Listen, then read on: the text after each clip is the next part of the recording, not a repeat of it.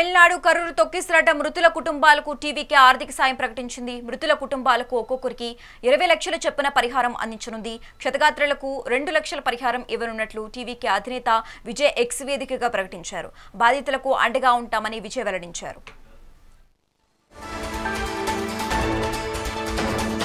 సంబంధించి more updates మా ప్రతినిధి హారిక ఫోన్ ద్వారా అందిస్తారు. హారిక, టీవీకే పార్టీ అధినేత అలాగే నటుడు దళపతి విజయ్ రాజకీయ ర్యాలీలో ఘోర ప్రమాదం చోటు చేసుకుందని చెప్పుకోవాలి. విజయ్ ను చూసేందుకు వచ్చిన పార్టీ కార్యకర్తలు, అభిమానులు, స్థానికులతో పాటు ర్యాలీ కిక్కిరిసిపోవడంతో తొక్కిసలాట చోటు చేసుకుంది అని చెప్పేసి చెప్తున్నారు. అయితే ఈ ఘటనలో ఇప్పటిదాకా 40 మంది దాకా ఇప్పుడు చనిపోయినట్లు ప్రకటిస్తున్నారు అధికారులు. అయితే మృతుల్లో చిన్నారులు, మహిళలు, వృద్ధులు ఉన్నట్లు చెప్తున్నారు. చాలా మందికి గాయాలయ్యాయి. అందులో దాదాపు 90 మందికి పైగా ఉన్నారు అని చెప్పేసి అంటున్నారు. వాళ్ళ కొందరి పరిస్థితి విషమంగానే ఉన్నట్లయితే డాక్టర్స్. అయితే ఈ ఘటన మీద ప్రధానమంత్రి నరేంద్ర మోడీ కూడా స్పందించారు. తీవ్ర దిగ్భ్రాంతి వ్యక్తం చేశారని చెప్పుకోవాలి. అయితే మరోవైపు సహాయక చర్యలు ముమ్మరం చేయాలని ఆదేశాలు జారీ చేశారు తమిళనాడు ముఖ్యమంత్రి టీవీకే స్టాలిన్. అయితే ఇవాళ స్టాలిన్ తో పాటు ఇటు ఉదయనిధి కూడా వెళ్లి అందరినీ పరామర్శించారు.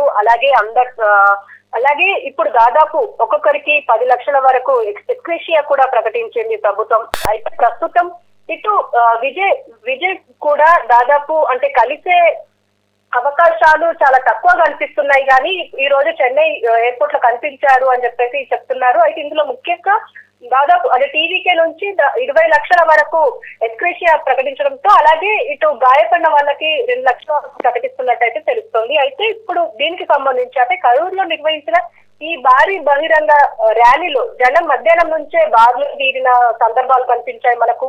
అయితే దాదాపు 6 గంటల ముందే ఆ ప్రాంతానికి చేరుకొని విజయ్ రాక కోసం ఎదురు చూశారు ప్రజలంతా.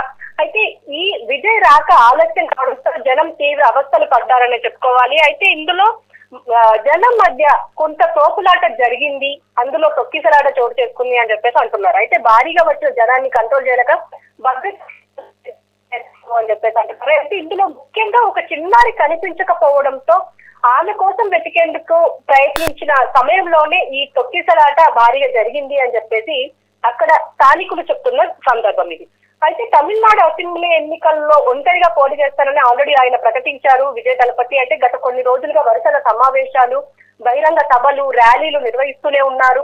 ఈ తొక్కిసలాట ఇప్పుడు కొత్తేం కాదు, ఇంతకు ముందు కూడా జరిగింది. అక్కడ కూడా దాదాపు 6 చనిపోయారు. అందులో ముఖ్యంగా ఇప్పుడు ఇలా ప్రతిసారి ఈయన వెళ్ళడం, ఇలా తొక్కిసలాట జరగడం మీద ఇటు డిఎంకే చాలా ఆవేదన వ్యక్తం చేస్తుంది. ఏంటంటే ఈసారి అంటే ఇటు అధికారంలో ఉన్న పార్టీలకి, అధికారంలో ఉన్న వాళ్ళకే ఎక్కువ భద్రత ఇస్తున్నారు. ఖచ్చితంగా ఇక్కడ లా అండ్ ఆర్డర్ దెబ్బతిన్నది అని చెప్పేసి సీఎం కూడా మాట్లాడుతున్నారు. అయితే మరి చూడాలి శశిరేఖ, మరి ఎలాంటి అంటే ఇప్పుడు ఆల్రెడీ ఇటు విజయ్ మీద కేసు నమోదు అయ్యింది అంటున్నారు. మరి ఎప్పుడు అరెస్ట్ చేస్తారు అన్నది మాత్రం ఇంకా పూర్తి డీటెయిల్స్ అయితే బయటికి రాలేదు.